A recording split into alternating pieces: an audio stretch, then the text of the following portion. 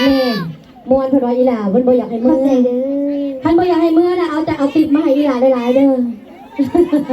เนาะอีหล่าเนาะพอได้จ้างค่ารถเมื่อเพิ่นว่าเนาะเอามื้อนี้ก็ได้พ่อตัวเป็นๆแล้วกับน้องธิดา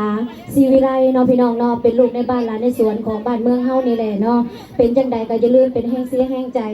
ให้ลูกในบ้านหลานในสวนเฮานี่เด้อพี่น้องเด้อไปฟังหลายๆเนาะทางช่อง YouTube อีหล่าถามแน่อันเพลงทำอีทเนี่ยซิงเกิลทำอีทของอีหล่าเนี่ยซื้อเพลงว่าจังไหนขอฟันคำโค้งจ้าอันคือว่าได้ยินข่าวว่าจะได้รถจักรจะขั้นแมันบ่ค่ะสิเอารถอันใหญ่ๆรถตู้เอารถใหญ่ๆเลยบ่เอาไปแกอีหยังล่ะบัดนี้ใหญ่ๆน่ะอันแกยังไงเนาะบัดนี้แกขนมจ้ะขนมคนบายบ่อึดเพิ่นมาว่าสิเอารถใหญ่ๆไปขออันขนมอันหลวงพ่ออยู่วัดเพิ่นว่าแม่นบ่อาจารย์นั่นทั้งครูศรีวิไลเพิ่นสิพาเลาะว่าซั่นไปเก็บขนมแต่ละวัดบ่อีหล่าแม่นจ้ะอันตอนนี้อีหล่าไปเฮ็ดหยังอยู่ไทยไปห้องเพลงจ้ะไปทำตามความฝันของตัวเองให้เป็นจริงจ้ะเนาะอันนี้ก็คือเป็นเด็กน้อยๆคนหนึงเนาะพี่น้องเราไปหาฝันอยู่ข้ามโค้งไปพุ่นแล้วทั้งอันพี่น้องเพื่อนบ้านของเฮาเนาะอยู่ทางฝั่งไทยเป็นจังใดก็อวยพรไซให้น้องเพิ่นประสบผลสำเร็จในความฝันในครั้งนี้เนาะพี่น้องเนาะที่สำคัญก็แม่นฝากพ่อแม่พี่น้องทุกคนนี่แหละเป็นให้เชื่อให้ใจให้น้องๆเด้อเนาะเพื่อให้น้องได้ประสบผลสำเร็จในความฝันครั้งนี้ด้วยเนาะอีหล่ามีอันผลงานเพลงใหม่บอกเห็นแบบๆบางหนึ่งนี่มีจ้ะสื่อเพลงว่าผลงานเพลงใหม่อ้อมกอดออนไลน์ที่กำลังสิปล่อยเร็วๆนี้แต่ว่าท่านเดี๋ยวฟังหกอัดอ่ะเพราะว่าหนูก็ท่านแก่แล้วอ๋อเนาะแล้วก็อันมีเพลงสืบสานตำนานเพลงของแม่นี่สีอีสานจ้ะจังไหนก็ฝากเด้อฝากเป็นกำลังใจเด้อจ้าอันพี่น้องผู้ใดได้ฟังทางช่อง YouTube นี่แม่นเบิร์ดบ่นี่ได้ฟังเบิร์ดถ้าได้ฟังขอเสียงแม่เอาดังๆเลยอันบ่ได้ฟังซื่อๆได้ฟังแล้วกดไลค์กดแชร์นำเนาะพี่น้องถามอีหลาว่าตามเนื้อเพลงเนาะหอบฝันขังของอีหลาจะได้รถจักรคันหนึ่งแล้วก็เลื่อนหลังหนึ่งได้แล้วบ่เดี๋ยวนี้บ่จ้ะบ่ทันได้เฮ็ดได้ยังสิได้ขอเด้อพี่น้องบ้านเฮานี่ก็ต้องขอความฮักแพงขอความเมตตาจากพ่อแม่ขอมาเลยพ่อขอบทสุยางทีละขอแบบภาษา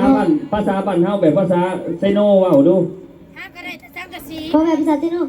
ขอมาอะไรเนี่ยเด้อถ้าแบบภาษาบ้านอีหลาเลยของมันแน่แบบตรงๆว่ะตรงๆเลยอันนี้พูดอย่านั่งว่าแบบนี้บ่ได้ไกลเด้อทางเล็กซิปเด้อพี่น้องเด้อบ้านเกิดเมืองนอนของอีหลาแต่วันนี้ไปศึกษาอยู่ฝั่งไทยพร้อมเลยก็เป็นศิลปินพร้อมฝากไว้นำเด้อในอ้อมอกอ้อมใจเนาะเสียศิลปินบ้านเฮาเนาะอยู่บ่ไกลกันดอกเนาะบ้านไกลเพิ่นเคียงบ้านพี่เพิ่นเมืองน้องกันนี่แหละเนาะ